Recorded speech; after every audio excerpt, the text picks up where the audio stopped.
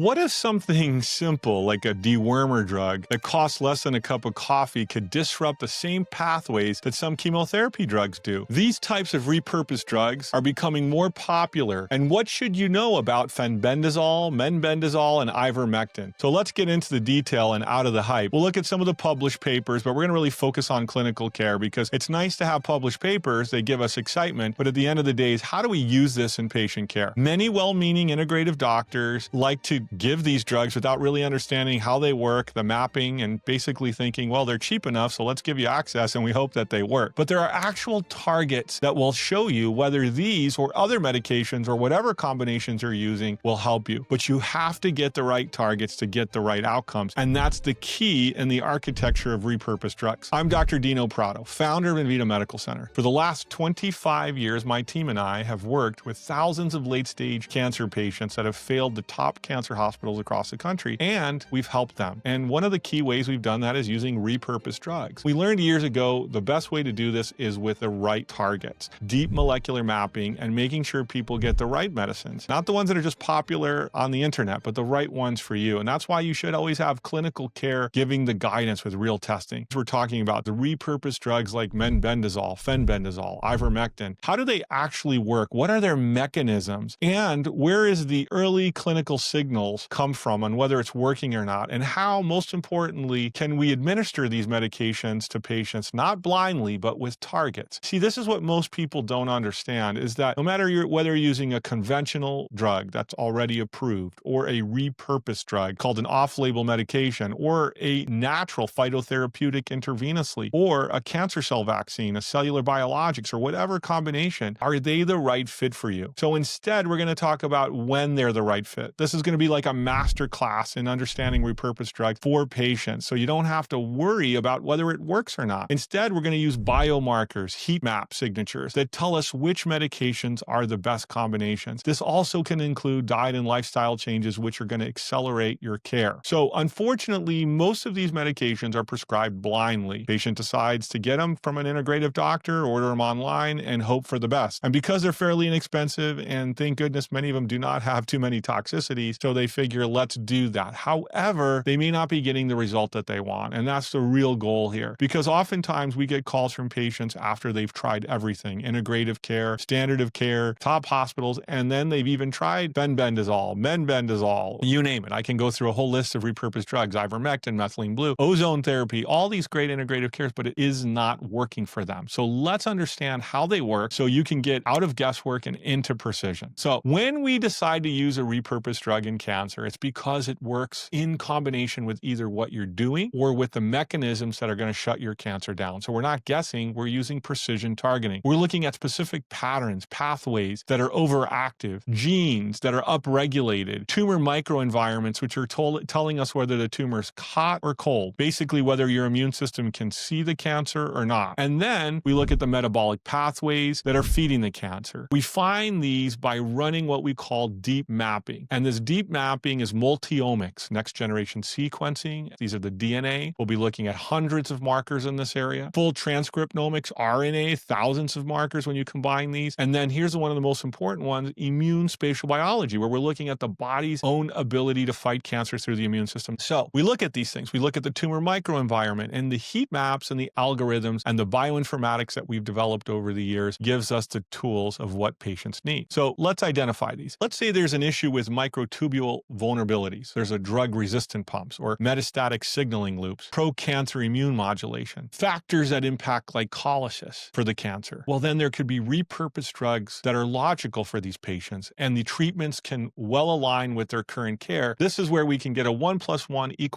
11, a significant benefit for the patient using the repurposed drug agents in a way that is safe and in correct combination with their care, which is very different than the way you're seeing it used right now. That's why oftentimes it doesn't work for everybody, because it's not being targeted. Now, one of the nice things about repurposed drugs are they're, first of all, cost effective, and they've been around a long time. So we have a lot of safety data on them. But the reason we won't see people using these in high quantities is because pharmaceutical companies cannot make money on repurposed drugs or intravenous phytotherapeutic natural plants or oxygen therapies or cellular biologics. Unless they're approved, you just won't see them. These therapies will always be lagging, and what you'll mainly see is what big pharma brings to market because they can profit from them. So that's That's why you may wonder, why haven't I been prescribed this by my doctor? Well, because it's not covered by insurance and it's not standard of care. It's off-label. But there's a place for off-label drugs. So let me start with the first one, and we'll walk our way through these three. Mebendazole, it is a microtubule disruptor. And so think of it this way. Mebendazole was FDA approved, and it has a safety profile as an antiparasitic. So some people may have parasites, but that's not why we mainly use it in cancer. The crucial question is whether the mechanism of action aligns with your specific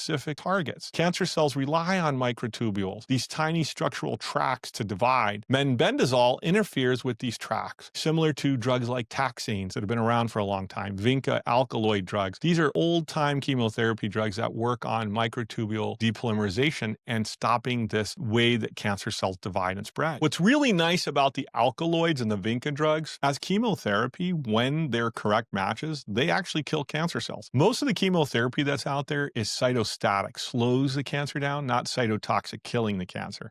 What's nice about these is they actually kill the cancer. So we don't just want to stop the cancer cells from growing like we see in a lot of cancer drugs. A lot of the new drugs that come to market slow things down. These can actually kill the cancer if the targets are correct. And they achieve that by targeting the microtubules, particularly in rapidly dividing cancer cells, the types that are moving quickly. Here's a little background. The cytotoxic mechanism of the taxanes, these drugs stabilize microtubules, preventing them from breaking down, which in turn blocks cell division and leads to cell death for the cancer cell. That's fabulous. The vinca alkaloids, these drugs destabilize the microtubules, preventing them from forming properly, which also stops the cell division and triggers cell death. This is also a cytotoxic drug by nature. Because both classes of drugs interfere with the process of cell division, they're considered cytotoxic. While they target the fast-growing cancer cells, their action is not limited to cancer cells, and they can damage healthy cells. That's why when you're treating patients that have these targets, you want to use them in microdose and not high dose, because that way you can interfere with the cancer cell and protect their healthy cells. And these drugs deal with mitosis, this area of cell division. While their primary effect is on mitosis, these drugs can also induce apoptosis, also known as programmed cell death. Other phases of the cell cycle further contributing to cytotoxic or the dying of cancer cells. But here is the very interesting part of the story. Mebendazole shares a similar primary mechanism with the vinca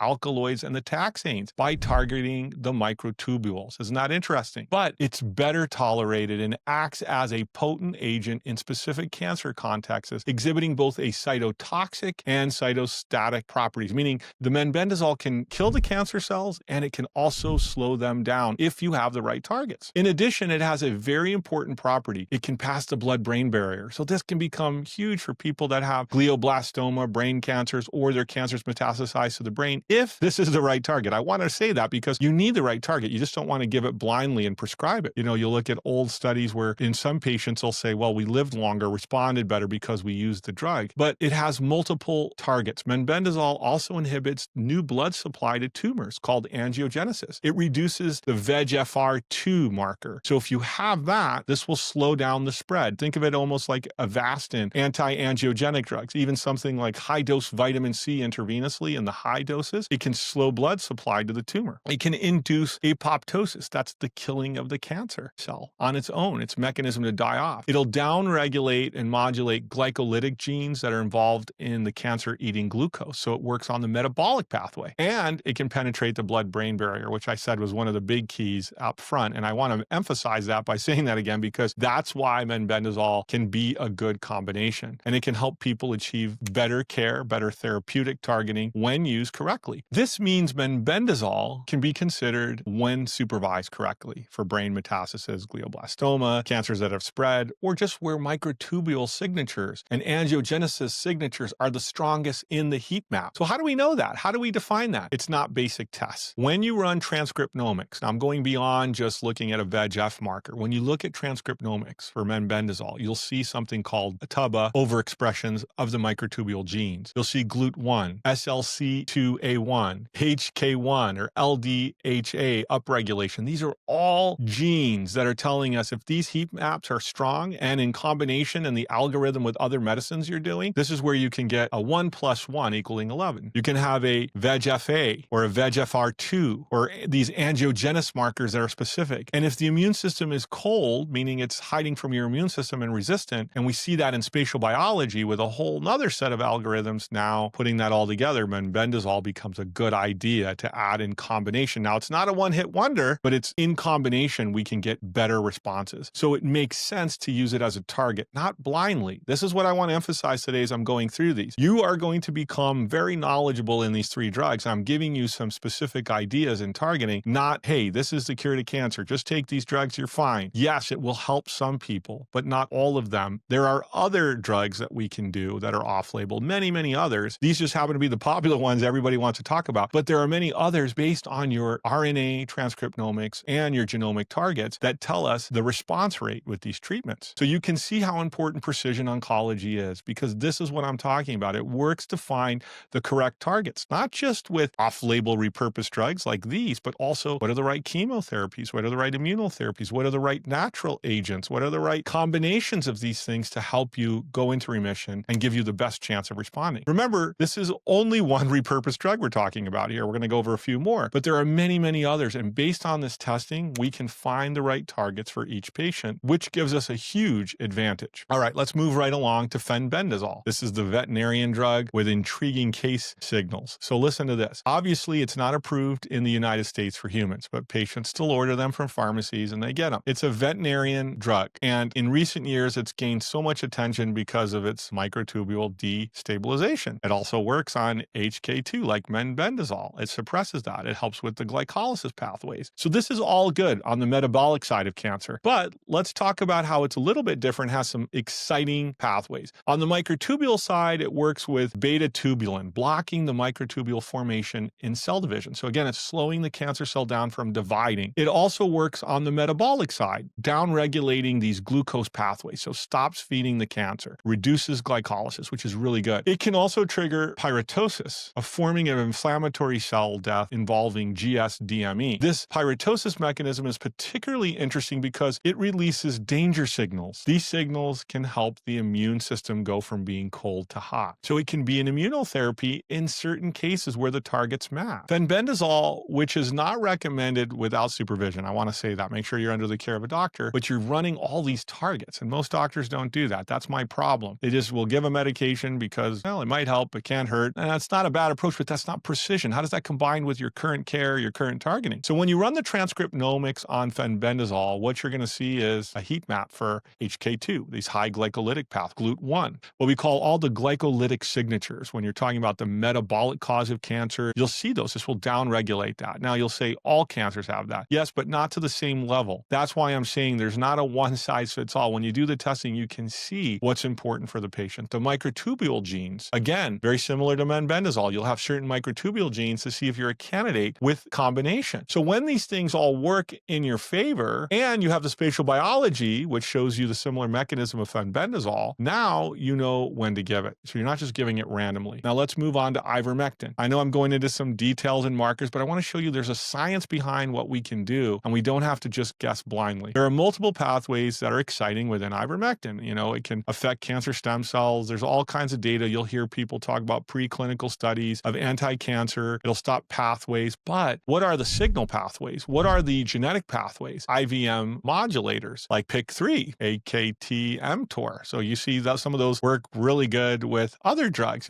One of the most common ones you'll hear is like mTOR and using metformin in low dose, right? Or berberine, because it downregulates those pathways. These are off-label repurposed drugs to help with what might be feeding the cancer or growing the cancer. STAT3 or NF-kappa beta, or a series of other pathways that are involved in tumor growth. I'm not going to go through them all here, but you can also look at drug resistance and metastasis pathways that are important for the use of ivermectin. So if we're targeting with ivermectin, we're looking at cancer stem cells. And how prevalent is that in your cancer? It increases chemosensitivity. So depending on the type of chemotherapy you're using, it can make it work better. And again, with microdosing, you can get a 1 + 1 = 11 here. So if you have the right combinations, you have an advantage. Slow down metastases. So if your metastases pathways are up and markers are up, great. If your chemotherapy's failing, sometimes they'll just throw ivermectin in, but you have to know that your medication is on the right targets. These metastatic effects are really important to reduce the migration of the cells, the invasion of the cells from spreading. And so if all those markers are upregulated, which there are ways we can see that when we're doing circulating tumor cell separation, we can see the aggregate of macrophages and we can see the aggregate of immune cells, and that actually gives us a metastasis score amongst other markers that we look for within transcriptomics. We can look for IVM, we can look for WNT pathways, STAT3, CSC markers like CD44 and SOC2, ABCB1. So all of these pathways, whether they're drug resistant or pathways like PGP pump pathways, we can then say, oh, ivermectin has a place here as a chemosensitizer, as a primer, as an immune modulator, not as a standalone therapy, but as an adjuvant, along with many other things that'll come into play with your algorithm. That's the key of precision oncology. We're removing the guesswork. And again, here we're talking about just one drug. There are so many great repurposed drugs. And when they're typed for you, this is where you get the 1 + 1 = 11. And unfortunately, way too often, we're seeing integrative doctors or functional medicine doctors just prescribe them, because maybe they don't have too bad of a side effect profile, hope and see that they work. And I understand that. But when you have precision and you're able to combine everything, the on-label, off-label, repurposed, the integrative, the phytotherapeutic, the cellular biologics, now you're dealing with so much more information with the proper deep mapping and precision oncology that is matched to you. So here's the real secret. Repurposed drugs don't work because they're repurposed and cheap. That's a nice feature. And we have safety data, which is also a nice feature, but they work only when they match to your tumor's biological wiring, where the heat maps are strong in these areas, and many cancers have these variations. This is why we use the RNA sequencing, the heat maps, the transcriptomics, the next generation sequencing, the immune spatial biology, so we can get the pathways correct and we can get out of guesswork and get into precision. And the reason this becomes really important is because instead of just taking an off-label drug and it works for a little bit and then stops working, if you can align everything, the immunotherapy, if you needed the microdose chemotherapy, the integrative agents, and the repurposed drugs like these combined, you have an extreme advantage because now everything's working in concert to bring you to healing. So this is where I believe we need to go with all of oncology, not just repurposed drugs, using targeting, getting out of dogma, getting into data, and getting precision care. We must look at these things as not on-off label or immunotherapies. We need to look at them of what's the right target for the patient. N of 1, what is customly needed for you, the patient? What works for you? Whether we have to build a cancer cell vaccine immunotherapy or use phytotherapeutics, nanoparticle IV, or we need to go direct to tumor, whatever the method is, whatever the targets are, they're all combined for your specific heat maps. So ivermectin makes sense here when you need it. And mebendazole fits the signature, you can take it. Or fenbendazole could be helpful to modulate the pathway when it's needed. And it's just so important to understand that these drugs, they don't automatically match everybody's biology. And you need to know which ones are right for you and are going to work in your best interest in the right combinations. Repurposed drugs must never be used alone. They must be adjuvants with other targeted therapies. I don't even like to say standard therapies because those aren't targeted either. They're following NCCN guidelines. It's a one-size-fits-all, double-blind, placebo clinical trial model of chemotherapy. Instead, we need to find the right targets for you so we can get that on board, and then the repurposed on board, and then the immunotherapy on board, and now you have the advantages. This is the matching of care. The more you match the care, the more your targets are matched, far better clinical outcomes you're going to have. That's what I've seen with our experience. And this requires testing and custom drug building so that either in early or late stage cancers, you have a huge advantage. This is the key to cancer, understanding what you need at the right doses for your body. This is the essence of precision oncology. And then putting them all together so they work, their mechanisms match up to giving you a huge advantage. I hope this episode gave you some more clarity, more of like a tutorial of understanding how these drugs should be selected with the right markers instead of just let's try this or try that and hope it works, because even if it does work, you won't know why it's working, and it may only work for a short period of time, and you want a long-term response. That's why precision oncology is important, because when you align everything, all the treatment custom built for you, you will have the advantage of long-term responses, which is the goal of what we're doing. So I want you to get out of the hype and into the data that's needed to help balance your treatment so you have precision helping you get well and stay well. I hope this was helpful, and may the Lord bless you on your journey to healing.